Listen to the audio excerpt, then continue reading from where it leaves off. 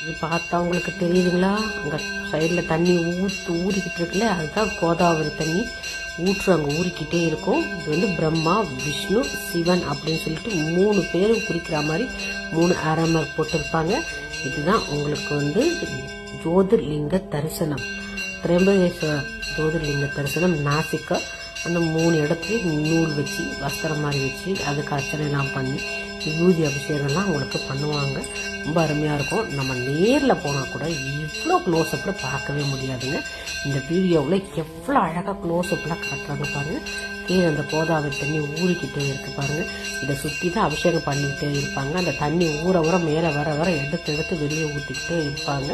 இது வெளியில் நல்லா அலங்காரம் பண்ணிட்டு உள்ளுக்குள்ளேயும் எப்போ பார்த்தாலும் அபிஷேகம் நடந்துக்கிட்டே தான் இருக்கும். காசியில் இருக்கிற மாதிரி காசிக்கு அபிஷேகம் பண்ணுறாங்க, இங்கே அபிஷேகம் பண்ணுற மாதிரி இங்கே வந்து இந்த ஜோதிர்லிங்கத்துக்கு அபிஷேகம் பண்ணிக்கிட்டே இருப்பாங்க. சந்தனம், மஞ்சள், பால் எல்லாம் பண்ணிட்டு தண்ணியை வந்து இறச்சி கடத்து ஊற்றுற மாதிரி ஊற்றிக்கிட்டே இருப்பாங்க. இந்த கோதாவரி தண்ணியை இங்கே பாருங்கள், மேலே டாப்லேருந்து இந்த வியூ காட்டுறது. அலங்காரம்லாம் பண்ணி முடிச்சதுக்கப்புறம் இப்படி இருக்கும்.